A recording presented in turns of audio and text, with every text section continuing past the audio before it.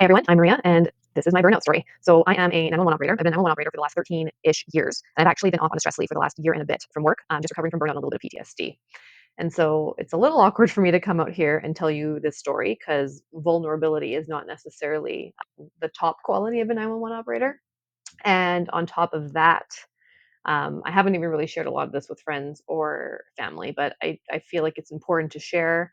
And if it can help anyone along their journey, then perfect. A quick reminder, disclaimer, I'm not a doctor, blah, blah, blah. Obviously, I'm not a doctor. I'm just here to share my story, what's helped, what hasn't, and show you the reality that it's just messy. I hope to explain all this to you in as a cohesive way as possible, but honestly, it's probably going to be a little bit messy. A lot of this stuff is a bit of a blur, and one of my symptoms of burnout is honestly not being able to really find the right words to express how I feel, and memory loss is kind of a part of it as well. So it's going to be a wild ride. For me, and I think for a lot of people, burnout didn't show up as like a big lightning strike, like boom, one day I woke up and I was like, I'm burnt out. It was very incremental. It just crept in. It was, as a lot of my coworkers like to say, death by a thousand cuts. A bunch of little things adding up to one massive burnout. And so at first, everything felt a little bit off, but I kinda just thought, "That's my life," or "Maybe I'm not drinking enough water," or "Maybe I'm not eating right," or "Maybe I should exercise more," or it was always my fault. "I'm doing something wrong. This is my fault. I could make this better, and I'm gonna try and fix it." And then that vicious cycle also isn't helpful for someone that's dealing with burnout, especially me being a perfectionist and being overly critical of myself. I definitely took a hand in making my own burnout worse because I kept trying to fix myself before I realized I was actually burnt out. I think one of there's so many little things involved in burnout, but one of the big things is that everything became an obligation. Nothing was fun for me anymore. Friends would wanna hang out, and that was a chore, especially group hangouts. That was, like, too overwhelming for me, but even one-on-one stuff, I felt like I was just kind of masking. I had a mask on for my friends. I was pretending to be happy. I would come home after spending a couple of hours with people, and I would be exhausted. Like, I would need to go to sleep. My battery was running on empty. I had to give my all when I was out with people that I had nothing left for myself and my partner who I live with. And that same thing was actually happening with work is I gave my all when I was there. I was good at my job, I think. Hopefully no one else thinks otherwise. But I was good at my job and I went there and I showed up and I gave 100%. And I would come home and I would have nothing left. And that was becoming a problem, and I wasn't even realizing that until it was too late. You go to work, or especially a job like mine, I would go to work and I would be on edge. I'd be waiting for the big one. You're always bracing yourself forever on a 911 shift for something bad to happen. No one's calling because something good happened to them. They're calling because something is bad they're calling because something bad has happened to them. And so you're bracing yourself for that for 12 hours a day.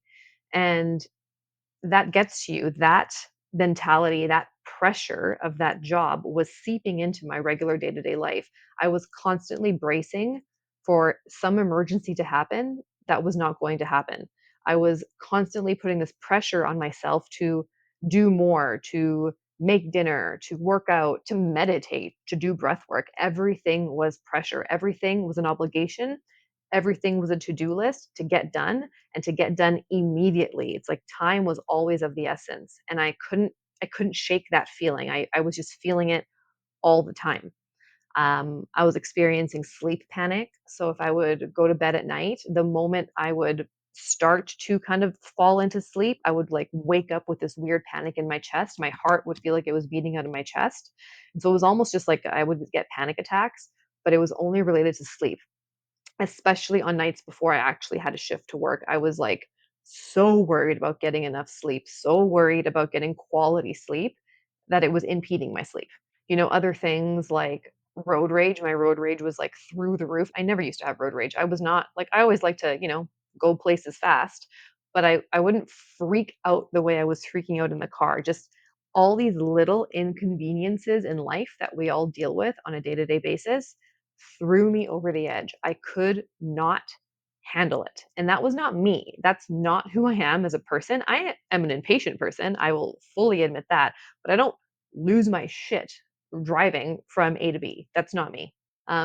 Things like decision fatigue, memory loss, brain fog, not finding the right words to describe what I want to say, being overstimulated, but also keeping myself stuck in that overstimulated loop.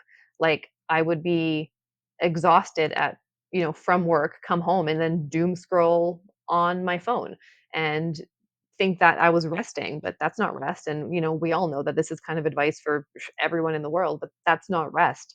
And so I was craving quiet and rest and stillness, but I didn't know how to do that because my nervous system was stuck in a loop of stress and I couldn't get out of it.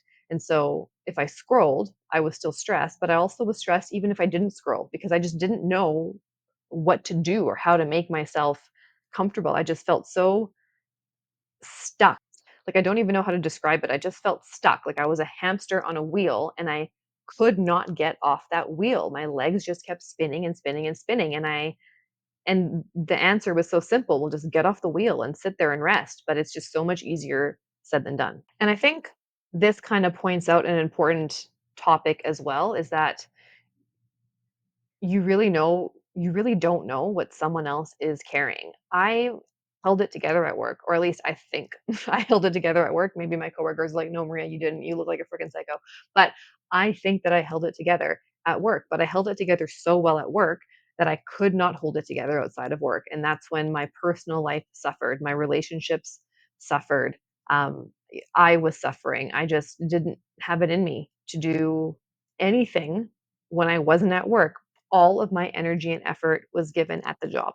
And so I hit it incredibly well because being a 911 operator and being vulnerable, that's not going to happen. That's not, there's so much stigma involved in general with mental health, but ironically, it's especially as a 911 operator or in emergency services because you're expected to be resilient. If you aren't resilient, you can't hack it.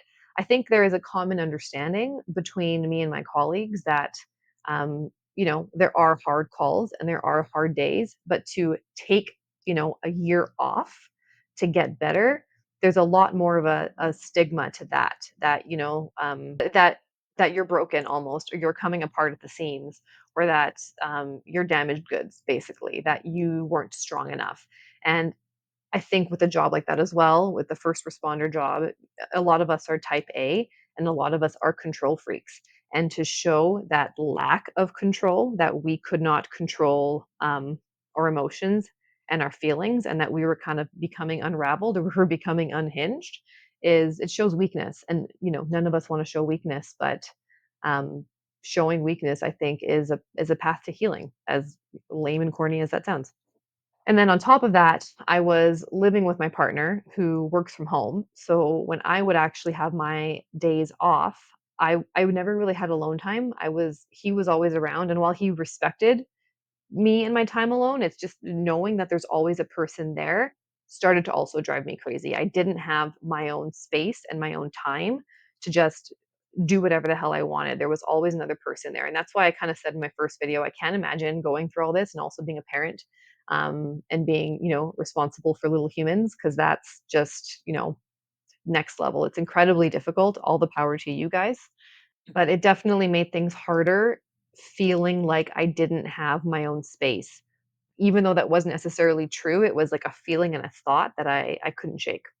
And the funny thing is, I had tools to deal with this. I have experience with meditation, with yoga. I went to Bali and did my yoga teacher training back in 2019.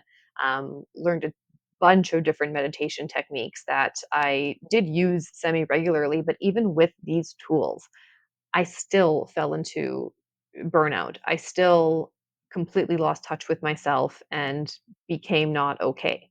And that's why the death by a thousand cuts is so subtle, because it's just little by little by little, these little day-to-day things start happening to you, and then it all just culminates into, like, this big illness in the end. And you have to be so careful and so what's the word I'm trying to think of? observant, I guess, in your own life and so self-aware in order for that to not happen, and that's difficult. It was a very slow spiral, and I personally am not the type of person to go to the doctor because they're just gonna give me meds, and I didn't wanna be on Ativan, I didn't wanna take sleeping pills, I wanted to do everything naturally. And while I'm not like against doctors, obviously I think there's a time and a place to go see a doctor and a time and a place to go see a naturopath or a homeopath or any of those things. And I've seen all of them before. I just knew that if I was going to go to my doctor and say, I have anxiety, I'm burnt out, I feel stressed, he's going to give me a prescription. And that's not what I wanted. So I avoided the doctor. I didn't go to the doctor through any of this. I wanted to do it on my own, I guess, naturally, as much as I could. And the other thing is like I've said, there's a lot of shame involved in this, and I think for me, I still feel it even though I am ironically making this video and posting it on the internet for the world to see. But I didn't talk to a lot of my colleagues about it. No one knew that I was going off on a leave. I completely Houdini'd from that job. I Irish goodbyed, and I just one day wasn't there, and then I wasn't there for a few weeks, and then I wasn't there for a few months. And then people started messaging me being like, "Hey, are you okay? Where are you?" And I had only told like 4 or 5 people that I went off on a leave. I didn't want to explain myself, but the other side of it was I was afraid and I was ashamed. And I didn't want that stigma of, Maria's broken. Maria's not going to be off work. Or Maria's going to be off work. Maria couldn't hack it. So um, it was really hard to talk about, and it still is. And even now, I'm feeling kind of discombobulated and scattered and feeling like I'm not even explaining myself super well. But it was, I'm glad I did it. A year and a bit later, I'm glad I did it. I wish that everyone could take a leave off of work and just take care of themselves because it took a while to get burnt out and it takes a while to get out of that burnout. And that's one thing I noticed when I did go off work is I was approaching my healing with the same intensity that I was approaching my job. One month of being off work, I was like, why aren't I better yet? Why am I still stressed? Like I'm doing this, I'm doing that, I'm doing the journaling, I'm doing the breath work, I'm doing the meditation, I'm doing this. I literally woke up and I would have a to-do list and hours and hours of a to-do list for my wellness things. And it's like, this is stressful. I'm approaching my wellness with stress. And how am I going to get better if I am making my wellness stressful? It's just not going to happen. For me, there was a lot, just like there was a lot of little things that got me to burnout, there was a lot of little things that got me out of it. Counseling helped, breath work helped, yoga helped, meditation helped, um, different supplements helped, going outside, going for walks helped. All of these things helped. But what helped, I think, the most for me is slowing down even doing these wellness things and not drill sergeanting, being my own drill sergeant and forcing myself to do these things on a daily basis, slowing down, intentionally trying to enjoy my life. And I mean, I'm going to make other videos that go more in depth about the things I did that helped me with burnout and healing. But there was just a culmination of a lot of different things that helped me little by little climb out of it. Because when you're in the hole, you're not going to get out of it by doing some giant high jump to get out of it. It's not, this big epiphany where one day, like, oh my God, I'm not burnt out, I'm better. It's little by little. And all these little daily habits make yourself better. Even something as simple as I stopped sleeping with my phone in my bedroom, just even having a people always say, I think it's like, don't have your phone in your bedroom for like an hour before you go to bed and don't touch it for an hour after you wake up. But even 20 minutes, 30 minutes, that helps. Every little bit helps. And I think that that's what was a bit eye opening for me is that I'm so hard on myself and I try to do everything, but just giving yourself some grace and accepting that you're in the position you're in, but doing little by little to get better will make a big impact over time. Think another huge thing for myself and for everyone is just comparison. Comparison is the thief of joy. Do not compare yourself to others. Do not compare your burnout journey, your stress, your triggers to someone else's. Compare yourself to you. Compare yourself to how you were yesterday, how you were a month ago, how you're going to be a month from now. That's the only comparison that you should ever make because it's really easy to go on your phone and scroll on social media and go on Instagram and TikTok and have a million people tell you all the things that are wrong with you. Your cortisol's off. Take ashwagandha, take this, don't take that.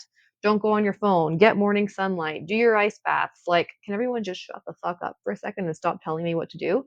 Stop comparing yourself to other people because I became pretty obsessed with my wellness for a while, and that in itself became very overstimulating for me, is going on my phone and having all these people telling me the things I should and should not do. There is no smoking gun. Everyone's different, and like I've already said to you a million times in this video, it's the all the little things are gonna add up to the big thing in the end. Everyone's different, different strokes for different folks. So I know to a lot of you, this might sound familiar, or maybe it's completely different from your journey. I know for me, I just basically isolated myself a lot. And I would have been content just sitting in my room by myself or in my apartment for weeks and months at a time and not seeing anyone and doing my own thing. And again, I used to be a social creature, so that's kind of how another hint at knowing that I wasn't okay. But the healing process is slow. It's deeply personal. The burnout journey is deeply personal and the healing process is deeply personal. And I've been off work for a year and a bit now. I am actually slowly making my way of going back to work, which I'm obviously, a little torn about. But, we'll see how that goes. I am by no way at 100%. I'm by no way perfect, but I don't think that perfect exists. I used to think perfect exists and I used to strive for it. And that also was a problem. But, now I realize that there is no such thing as perfection. There's just getting a little bit better every day, or at least trying to do something to make yourself a little bit better every day. And in some weird ways, I'm grateful for the burnout because I think it made me get to know my mind and my body a little bit better. It helped me set boundaries in a lot of different things. I've learned a lot about wellness. I've learned a lot about stress. I've learned a lot about myself. So I'll end it by saying just stop fighting it. If you're in burnout, stop fighting it, surrender to it, acknowledge it, accept it. Acceptance is a huge part of it, that just meet yourself where you're at. I, for the first little bit that I was off work, was fighting the fact that I was burnt out. I was immediately trying to get myself out of it. And like I said, I had the long laundry list of all the things I needed to do for my wellness.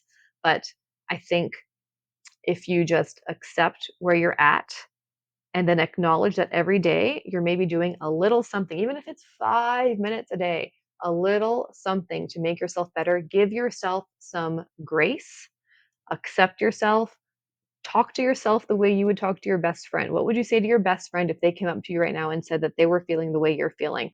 You wouldn't tell them to suck it up, buttercup, but for some reason we say that to ourselves. So give yourself some grace. I hope this helps. If you guys have any questions about my journey, because I'm sure I've scatterbrained this all over the place, feel free to leave a comment. I am happy to discuss, share your journey if you're on one as well, and we'll see you next time.